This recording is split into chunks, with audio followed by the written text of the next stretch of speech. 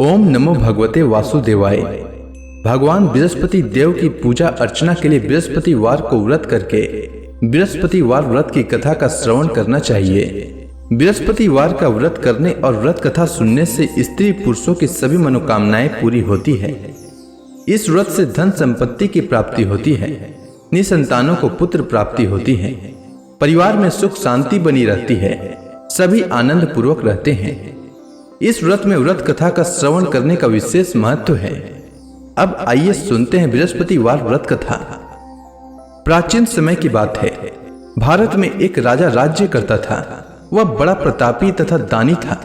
वह नित्य प्रति मंदिर में भगवत दर्शन करने जाता था। वह ब्राह्मण और गुरु की सेवा किया करता था। उसके द्वार से कोई भी याचक निराश होकर नहीं लौटता था। वह प्रत्येक गुरुवार को व्रत रखता एवं पूजन करता था। हर दिन गरीबों की सहायता करता था। परंतु यह सब बातें उसकी रानी को अच्छी नहीं लगती थी। वह न तो व्रत करती और न किसी को एक भी पैसा दान में देती थी। वह राजा से भी ऐसा करने को मना किया करती थी। एक समय की बात है। राजा शिकार खेलने वन को चले गए। घर पर रानी और दासी थी। उस समय गुरु बृहस्पति साधु का रूप धारण कर राजा के दरवाजे पर भिक्षा मांगने आए। साधु ने रानी से भिक्षा मांगी तो वह कहने लगी, हे साधु महाराज, मैं इस दान और पुण्य से तंग आ चुकी हूँ। इस कार्य के लिए तो मेरे पति देव ही बहुत हैं। अब आप ऐसी कृपा करें कि सारा धन नष्ट हो जाए तथा मैं आराम से रह सकूं। साधु रूपी बृहस्पति देव ने कहा, हे देवी, तुम बड़ी विचित्र हो। संतान और धन से कोई दुखी नहीं होता है, इसको सभी चाहते हैं। पापी भी पुत्र और धन की इच्छा करता है। अगर तुम्हारे पास धन अधिक है तो भूखे मनुष्यों को भोजन कराओ, प्याऊ लगाओ, ब्राह्मणों को दान दो, धर्मशालाएं बनवाओ, कुआं, तालाब, बावड़ी, बाग, बगीचे आदि का निर्माण कराओ तथा निर्धनों की कुंवारी कन्याओं का विवाह कराओ, साथ ही यज्ञ आदि करो। इस प्रकार के कर्मों से आपके कुल का और आपका नाम परलोक में सार्थक होगा एवं स्वर्ग की प्राप्ति होगी। परंतु रानी साधु की इन बातों से खुश नहीं हुई। उसने कहा, हे साधु महाराज, मुझे ऐसे धन की आवश्यकता नहीं जिसको मैं अन्य लोगों को दान दूं तथा जिसको रखने और संभालने में ही मेरा सारा समय नष्ट हो जाए। साधु ने कहा, हे देवी, यदि तुम्हारी ऐसी इच्छा है तो जैसा मैं तुम्हें बताता हूं तुम वैसा ही करना। बृहस्पतिवार के दिन घर को गोबर से लिपना, अपने केसों को पीली मिट्टी से धोना, केसों को धोते समय स्नान करना, राजा से कहना वह हजामत करवाए, भोजन में मांस मदिरा खाना, कपड़ा धोबी के यहाँ धुलने देना। इस प्रकार 7 बृहस्पतिवार करने से तुम्हारा धन नष्ट हो जाएगा। यह कहकर साधु महाराज रूपी बृहस्पति देव अंतर ध्यान हो गए। रानी ने साधु के कहने के अनुसार 7 बृहस्पतिवार तक वैसा ही करने का विचार किया। साधु के बताए अनुसार कार्य करते हुए केवल 3 बृहस्पतिवार ही बीते थे कि उसकी समस्त धन संपत्ति नष्ट हो गई। भोजन के लिए दोनों समय परिवार तरसने लगा तथा सांसारिक भोगों से दुखी रहने लगा। तब वह राजा रानी से कहने लगा कि हे रानी, तुम यहाँ पर रहो, मैं दूसरे देश को जाता हूँ, क्योंकि यहाँ पर मुझे सभी मनुष्य जानते हैं, इसलिए मैं यहाँ कोई कार्य नहीं कर सकता। मैं अब परदेश जा रहा हूँ, वहाँ कोई काम धंधा करूंगा, शायद हमारे भाग्य बदल जाए। ऐसा कहकर राजा परदेश चला गया। वह वहां जंगल से लकड़ी काट कर लाता और शहर में बेचता। इस तरह जीवन व्यतीत करने लगा। इधर राजा के बिना रानी और दासियां दुखी रहने लगी। किसी दिन भोजन मिलता और किसी दिन जल पीकर ही रह जाती। एक समय रानी और दासियों को 7 दिन बिना भोजन के व्यतीत करना पड़ा। तो रानी ने अपने दासी से कहा, हे दासी, यहाँ पास के ही नगर में मेरी बहन रहती है। वह बड़ी धनवान है, तू उसके पास जा और वहां से 5 सेर बेझर मांग कर ले आ, जिससे कुछ समय के लिए गुजर हो जाए। दासी रानी की बहन के पास गई। रानी की बहन उस समय पूजा कर रही थी। बृहस्पतिवार का दिन था। दासी ने रानी की बहन से कहा, हे रानी, मुझे आपकी बहन ने भेजा है, मुझे 5 सेर बेझर दे दो। दासी ने यह बात अनेक बार कही, परंतु रानी की बहन ने कोई उत्तर नहीं दिया, क्योंकि वह उस समय बृहस्पतिवार की कथा सुन रही थी। जब दासी को रानी की बहन से कोई उत्तर नहीं मिला तो वह बहुत दुखी हुई। उसे क्रोध भी आया। वह लौटकर रानी से बोली, हे रानी, आपकी बहन बहुत ही धनी स्त्री है, वह छोटे लोगों से बात भी नहीं करती। मैंने उससे कहा तो उसने कोई उत्तर नहीं दिया। मैं वापस चली आई। रानी बोली, हे दासी, इसमें उसका कोई दोष नहीं है। जब बुरे दिन आते हैं तब कोई सहारा नहीं देता। अच्छे बुरे का पता विपत्ति में ही लगता है। जो ईश्वर की इच्छा होगी वही होगा। यह सब हमारे भाग्य का दोष है। उधर रानी की बहन ने सोचा कि मेरी बहन की दासी आई थी, परंतु मैं उससे नहीं बोली। इससे वह बहुत दुखी हुई होगी। अतः कथा सुन और भगवान विष्णु का पूजन समाप्त कर वह अपनी बहन के घर आई और कहने लगी, हे बहन, मैं बृहस्पतिवार का व्रत कर रही थी। तुम्हारी दासी हमारे घर आई थी, परंतु जब तक कथा होती है तब तक हम लोग न उठते हैं और न बोलते हैं, इसलिए मैं नहीं बोली। कहो दासी क्यों आई थी? रानी बोली, बहन, हमारे घर अनाज नहीं था। वैसे तुमसे कोई बात छिपी नहीं है, इस कारण मैंने दासी को तुम्हारे पास 5 सिर भेजर लेने के लिए भेजा था। रानी की बहन बोली, बहन देखो, बृहस्पति भगवान सबकी मनोकामना पूर्ण करते हैं। देखो, शायद तुम्हारे घर में अनाज रखा हो। यह सुनकर दासी घर के अंदर गई तो वहां उसे एक घड़ा बेझर का भरा मिल गया। उसे बड़ी हैरानी हुई क्योंकि उसने एक एक बर्तन देख लिया था। उसने बाहर आकर रानी को बताया। दासी अपनी रानी से कहने लगी, हे रानी, देखो, वैसे हमको जब अन्न नहीं मिलता तो हम रोज ही व्रत करते हैं। अगर इनसे व्रत की विधि और कथा पूछ ली जाए तो उसे हम भी किया करेंगे। दासी के कहने पर रानी ने अपनी बहन से बृहस्पतिवार व्रत के बारे में पूछा। उसकी बहन ने बताया, हे रानी बहन, बृहस्पतिवार को सूर्योदय से पूर्व उठकर स्नान करके बृहस्पतिवार का व्रत करना चाहिए, लेकिन उस दिन सिर नहीं धोना चाहिए। बृहस्पतिवार के व्रत में चने की दाल और मुनक्का से विष्णु भगवान का केले के वृक्ष की जड़ में पूजन करें तथा दीपक जलाएं। उस दिन एक ही समय भोजन करें। भोजन पीले खाद्य पदार्थ का करें तथा कथा सुने।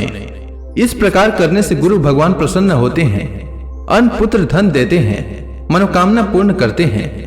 व्रत और पूजन की विधि बताकर रानी की बहन अपने घर लौट गई। रानी और दासी दोनों ने निश्चय किया कि बृहस्पति देव भगवान का पूजन जरूर करेंगे। 7 दिन बाद जब बृहस्पतिवार आया तो उन्होंने व्रत रखा। घुड़साल में जाकर चना और गुड़ बीन लाई तथा उसी दाल से केले की जड़ तथा विष्णु भगवान का पूजन किया। अब भोजन पीला कहाँ से आए? दोनों बड़ी दुखी हुई, परंतु उन्होंने व्रत किया था, इस कारण बृहस्पति देव भगवान प्रसन्न थे। एक साधारण व्यक्ति के रूप में वे 2 थालों में सुंदर पीला भोजन लेकर आए और दासी को देकर बोले, हे दासी, यह भोजन तुम्हारे और रानी के लिए है, तुम दोनों करना। दासी भोजन पाकर बड़ी प्रसन्न हुई और रानी से बोली, रानी जी, भोजन कर लो। रानी को भोजन आने के बारे में कुछ पता नहीं था, इसलिए वह दासी से बोली, जा तू ही भोजन कर, क्योंकि तू हमारी व्यर्थ में हंसी उड़ाती है। दासी बोली, एक व्यक्ति भोजन दे गया है। रानी कहने लगी, वह भोजन तेरे लिए दे गया है, तू ही भोजन कर। दासी ने कहा, वह व्यक्ति हम दोनों के लिए 2 थालों में भोजन दे गया है, इसलिए मैं और आप दोनों ही साथ साथ भोजन करेंगी। दोनों ने गुरु भगवान को नमस्कार कर भोजन प्रारंभ किया। उसके बाद से वे प्रत्येक बृहस्पतिवार को गुरु भगवान का व्रत और पूजन करने लगी। बृहस्पति भगवान की कृपा से उनके पास धन हो गया, परंतु रानी फिर से पहले की ही तरह आलस्य करने लगी। तब दासी बोली, देखो रानी, तुम पहले भी इस प्रकार आलस्य करती थी।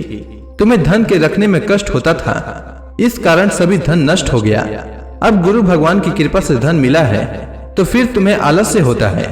बड़ी मुसीबतों के बाद हमने यह धन पाया है, इसलिए हमें दान पुण्य करना चाहिए। तुम भूखे मनुष्यों को भोजन कराओ, प्याऊ लगवाओ, ब्राह्मणों को दान दो, कुआं तालाब बावड़ी आदि का निर्माण कराओ, मंदिर पाठशाला बनवाकर दान दो, कुंवारी कन्याओं का विवाह करवाओ। धन को शुभ कार्यों में खर्च करो, जिससे तुम्हारे कुल का यश बढ़े तथा स्वर्ग प्राप्त हो और पितृ प्रसन्न हो। दासी की बात मानकर रानी ने इसी प्रकार के कर्म करने प्रारंभ किए, जिससे उनका काफी यश फैलने लगा। एक दिन रानी और दासी आपस में विचार करने लगी कि न जाने राजा किस दशा में होंगे, उनकी कोई खोज खबर नहीं है। गुरु भगवान से उन्होंने प्रार्थना की और भगवान ने रात्रि में राजा को स्वप्न में कहा, हे राजा, उठ, तेरी रानी तुझको याद करती है, अब अपने देश को लौट जा। राजा प्रातः काल उठकर जंगल से लकड़ियां काट कर लाने के लिए जंगल की ओर चल पड़ा। जंगल से गुजरते ही वह सोचने लगा, रानी की गलती से उसे कितने दुख भोगने पड़े। राजपाट छोड़कर उसे जंगल में आकर रहना पड़ा। जंगल से लकड़ियां काटकर उन्हें बेचकर गुजारा करना पड़ा। उसी समय उस जंगल में बृहस्पति देव एक साधु का रूप धारण कर आए और राजा के पास आकर बोले, हे लकड़हारे, तुम इस सुनसान जंगल में किस चिंता में बैठे हो, मुझे बतलाओ। यह सुनकर राजा के नेत्रों में जल भर आया और साधु की वंदना कर बोले, हे प्रभु, आप सब कुछ जानने वाले हैं। इतना कहकर राजा ने साधु को अपनी संपूर्ण कहानी सुना दी। महात्मा दयालु होते हैं। वे राजा से बोले, हे राजा, तुम्हारी पत्नी ने बृहस्पति देव के प्रति अपराध किया था, जिसके कारण तुम्हारी यह दशा हुई है। अब तुम किसी प्रकार की चिंता मत करो, भगवान तुम्हें पहले से अधिक धन देंगे। देखो, तुम्हारी पत्नी ने बृहस्पतिवार का व्रत प्रारंभ कर दिया है। अब तुम भी बृहस्पतिवार का व्रत करके चने की दाल व गुड़ जल के लोटे में डालकर केले का पूजन करो, फिर कथा सुनो। भगवान तुम्हारी सब मनोकामनाओं को पूर्ण करेंगे। साधु को प्रसन्न देखकर राजा बोला, हे प्रभु, मुझे लकड़ी बेचकर इतना पैसा भी नहीं बचता जिससे भोजन करने के उपरांत कुछ बचा सकूं।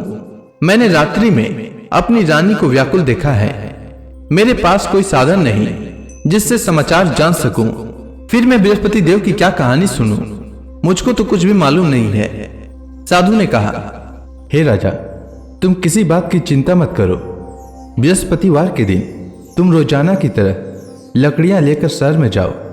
तुम्हें रोज से दुगना धन प्राप्त होगा, जिससे तुम भली भांति भोजन कर लोगे तथा बृहस्पति देव की पूजा का सामान भी आ जाएगा। बृहस्पति देव की कथा इस प्रकार है, सुनो। प्राचीन काल में एक बहुत ही निर्धन ब्राह्मण था। उसकी कोई संतान नहीं थी। वह नित्य पूजा पाठ करता, परंतु उसकी स्त्री बहुत मलिनता के साथ रहती थी। वह स्नान न करती और न किसी देवता का पूजन करती।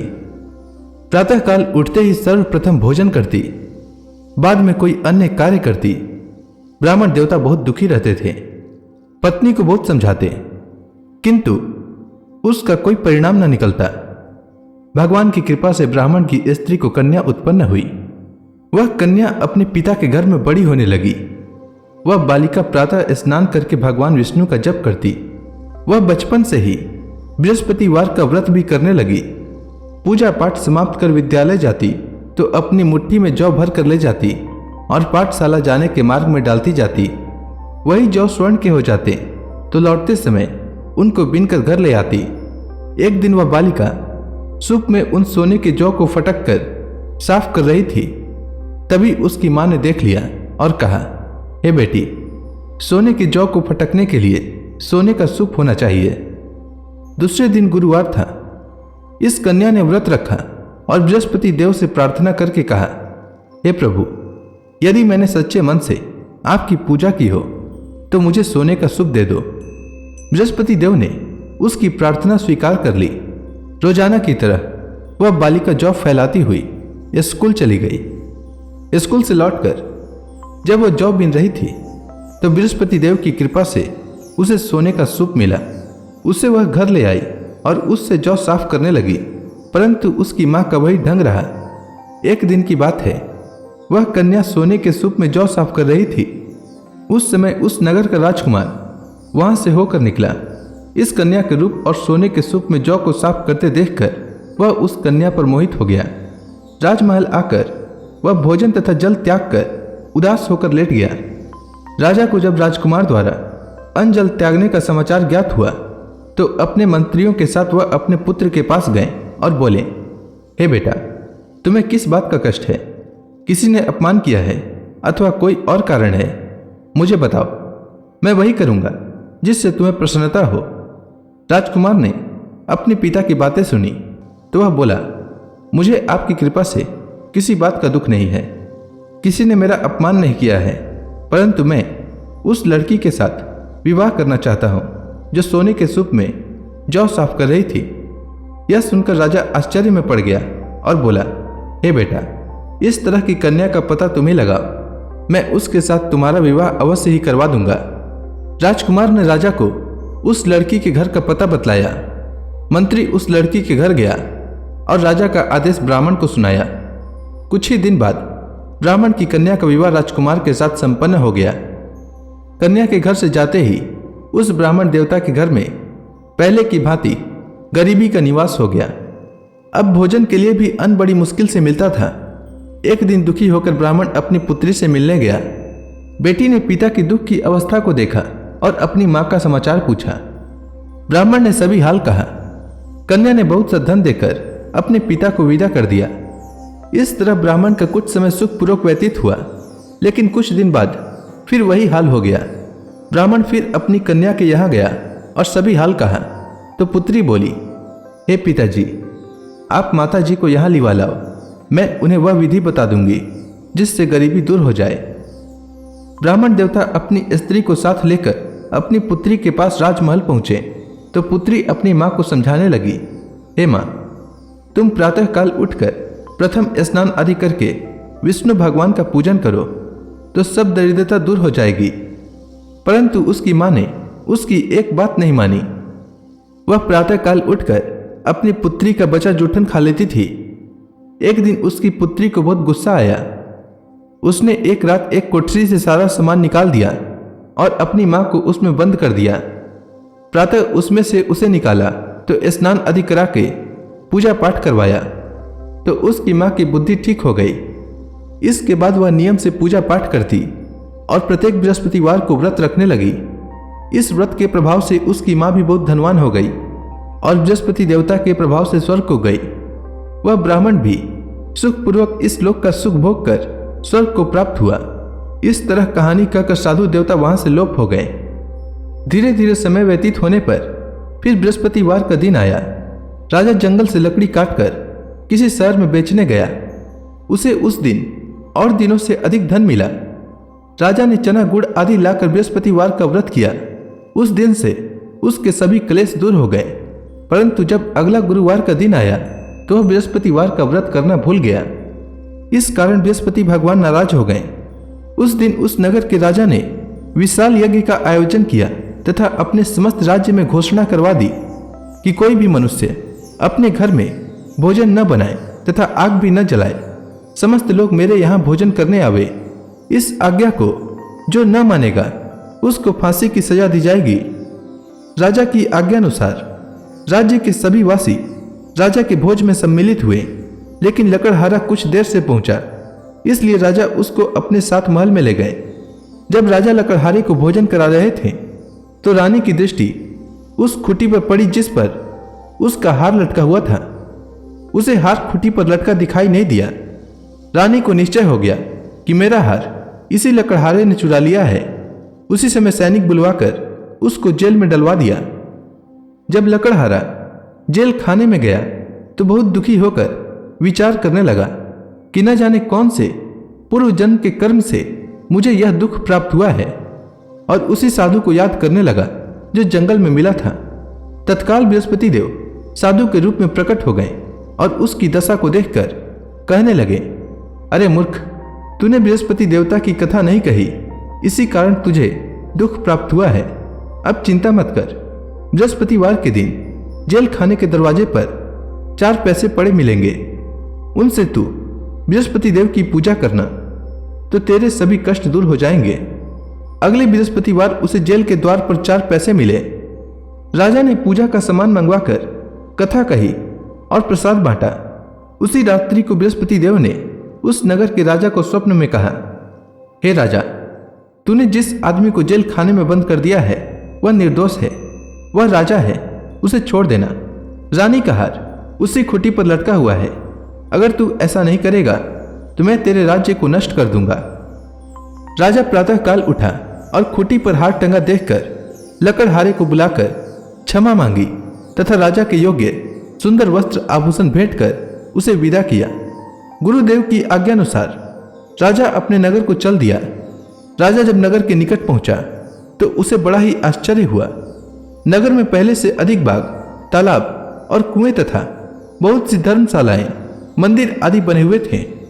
राजा ने पूछा कि यह किसका बाग और धर्मशाला है। तब नगर के सब लोग कहने लगे कि यह सब रानी और दासी द्वारा बनाए गए हैं। राजा को आश्चर्य हुआ और गुस्सा भी आया।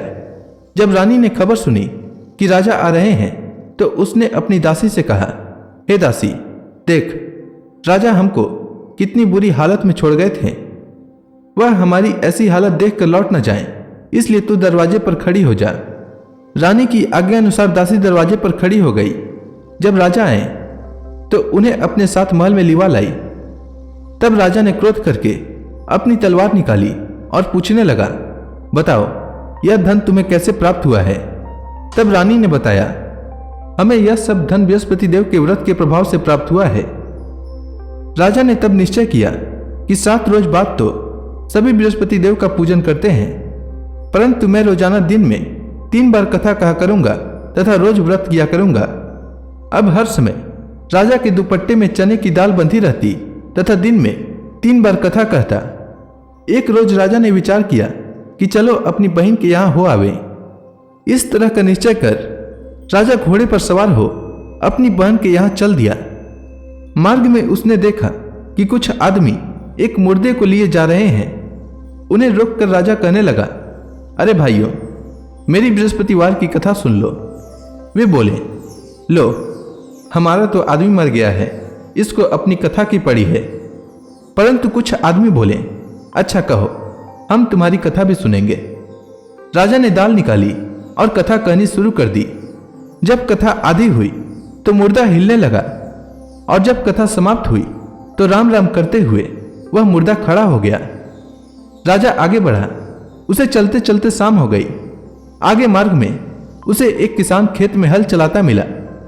राजा उससे बोला, अरे भैया, तुम मेरी बृहस्पतिवार की कथा सुन लो। किसान बोला, जब तक मैं तेरी कथा सुनूंगा तब तक 4 हरया जोत लूंगा। जा अपनी कथा किसी और को सुनाना। राजा आगे चलने लगा। राजा के हटते ही बैल पछाड़ खाकर गिर गए तथा किसान के पेट में बहुत जोर से दर्द होने लगा। उसी समय किसान की पत्नी रोटी लेकर आई। उसने जब यह देखा तब हाल पूछा। बुढ़िया दौड़ी दौड़ी उस घुड़सवार के पास गई और उससे बोली, मैं तेरी कथा सुनूंगी, तू अपनी कथा मेरे खेत पर ही चलकर कहना।